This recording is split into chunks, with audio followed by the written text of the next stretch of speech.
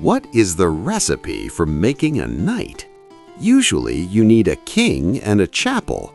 but in Chapter 3, Don Quixote gets dubbed in a corral by a scared innkeeper reading from a ledger meant for hay and straw.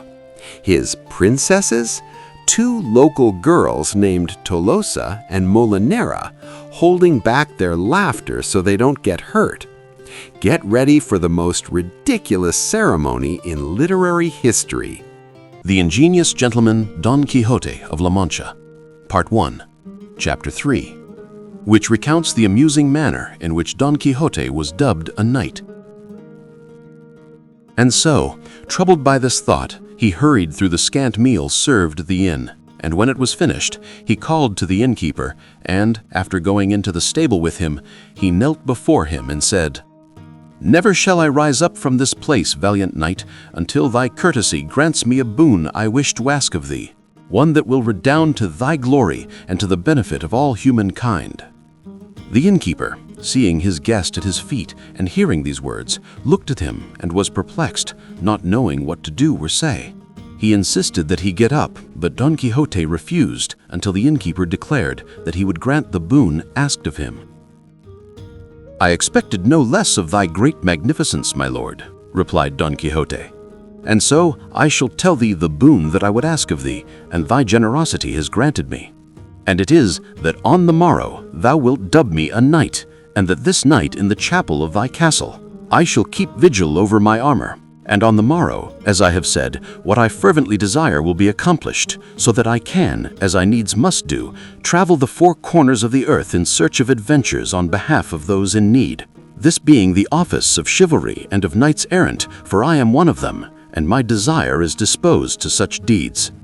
The innkeeper, as we have said, was rather sly, and already had some inkling of his guest's madness, which was confirmed when he heard him say these words. And in order to have something to laugh about that night, he proposed to humor him, and so he told him that his desire and request were exemplary, and his purpose right and proper in knights who were as illustrious as he appeared to be, and as his gallant presence demonstrated, and that he himself, in the years of his youth, had dedicated himself to that honorable profession, traveling through many parts of the world in search of adventures, to wit the Perqueles in Malaga, the Islas of Riaran, the Campas in Sevilla, the Azojuejo of Segovia, the Olivera of Valencia, the Rondilla in Granada, the coast of Sanlúcar, the Potro in Córdoba, the Ventillas in Toledo, and many other places where he had exercised the light-footedness of his feet and the light-fingeredness of his hands, committing countless wrongs, bedding many widows, undoing a few maidens,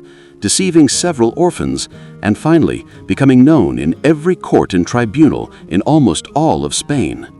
In recent years, he had retired to this castle, where he lived on his property and that of others, welcoming all knights errant of whatever category and condition, simply because of the great fondness he felt for them, so that they might share with him their goods as recompense for his virtuous desires.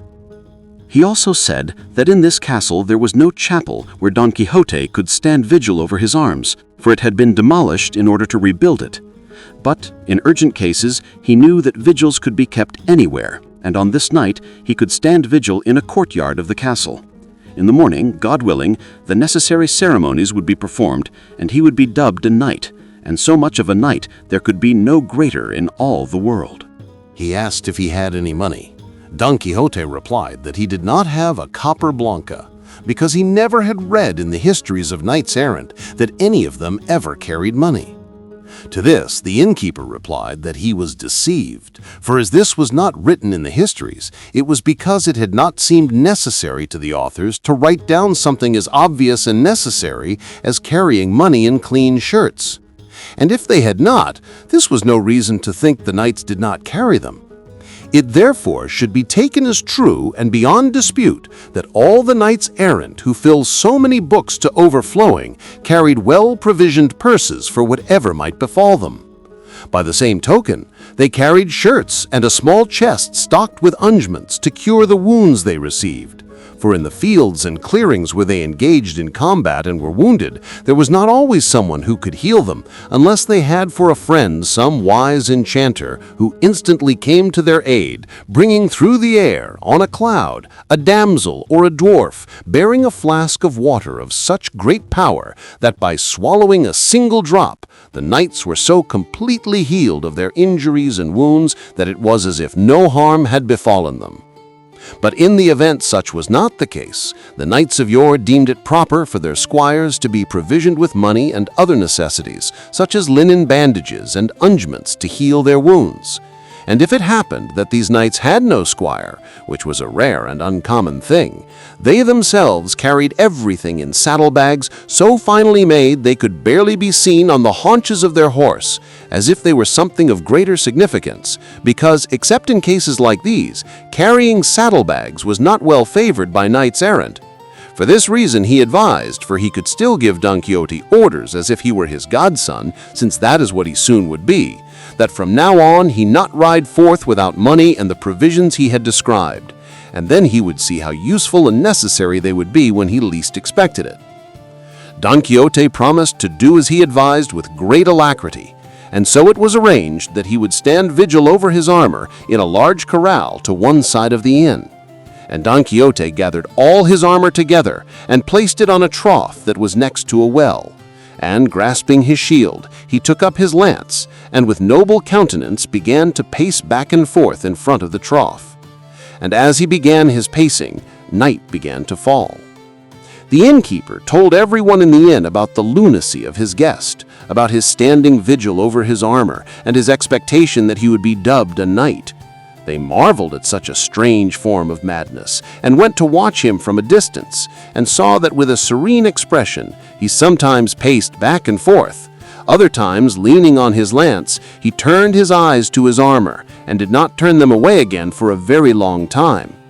Night had fallen, but the moon was so bright it could compete with the orb whose light it reflected, and therefore everything the new knight did was seen clearly by everyone.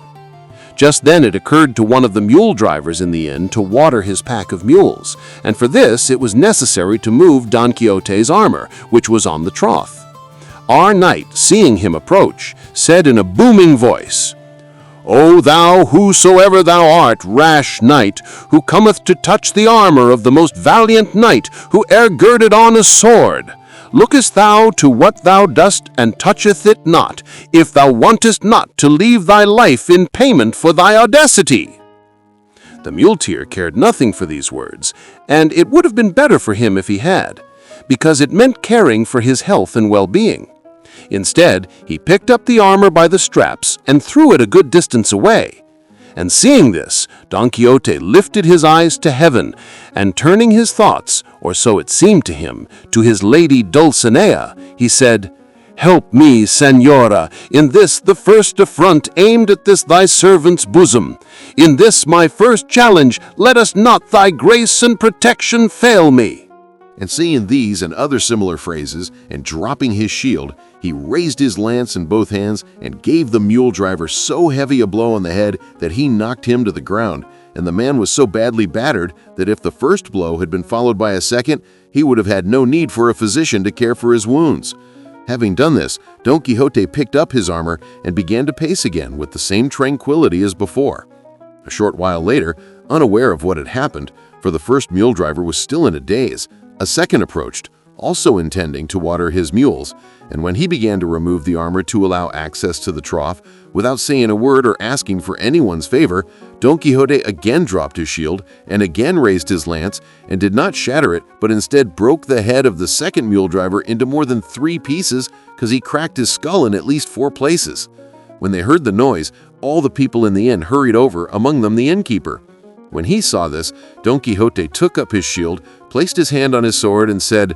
"O beauteous lady, strength and vigor of my submissive heart, this is the moment when thou needst must turn the eyes of thy grandeur toward this thy captive knight, who awaiteth so great an adventure." And with this he acquired, it seemed to him, so much courage that if the mule drivers in the world had charged him, he would not have taken one step backward. The wounded men's companions, seeing their friends on the ground, began to hurl stones at Don Quixote from a distance, and he did what he could to deflect them with his shield, not daring to move away from the trough and leave his armor unprotected. The innkeeper shouted at them to stop, because he had already told them he was crazy, and that, being crazy, he would be absolved even if he killed them all. Don Quixote shouted even louder, calling them perfidious traitors, and saying that the lord of the castle was a varlet and a discourteous knight for allowing knights-errant to be so badly treated, and that if he had already received the order of chivalry, he would enlighten him as to the full extent of his treachery. But you, filthy and low-born rabble, I care nothing for you. Throw, approach, come, offend me all you can, for you will soon see how perforce you must pay for your rash insolence. He said this with so much boldness and so much courage that he instilled a terrible fear in his attackers, and because of this and the persuasive arguments of the innkeeper, they stopped throwing stones at him, and he allowed the wounded men to withdraw, and resumed his vigil over his armor with the same serenity and tranquility as before. The innkeeper did not think very highly of his guest's antics, and he decided to cut matters short and give him the accursed order of chivalry then and there before another misfortune occurred. And so he approached and begged his pardon for the impudence these low-born knaves had shown, saying he had known nothing about it, but that they had been rightfully punished for their audacity. He said he had already told him there was no chapel in the castle, nor was one necessary for what remained to be done, because according to his understanding of the ceremonies of the order, the entire essence of being dubbed a knight consisted in being struck on the neck and shoulders, and that could be accomplished in the middle of a field, and he had already fulfilled everything with regard to keeping a vigil over his armor, for just 2 hours of vigil satisfied the requirements, and he had spent more than 4. Don Quixote believed everything, and said he was prepared to obey him, and that he should conclude matters as much as haste as possible, because if he was attacked again and had already been dubbed a knight, he did not intend to leave a single person alive in the castle except for those the castellan ordered him to spare, which he would do out of respect for him. Forewarned and fearful, the castellan immediately brought the book in which he kept a record of the feed and straw he supplied to the mule drivers,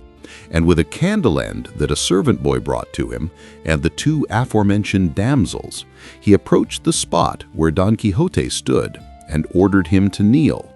and reading from his book, as if he were murmuring a devout prayer, he raised his hand and struck him on the back of the neck, and after that, with his own sword, he delivered a gallant blow to his shoulders, always murmuring between his teeth as if he were praying.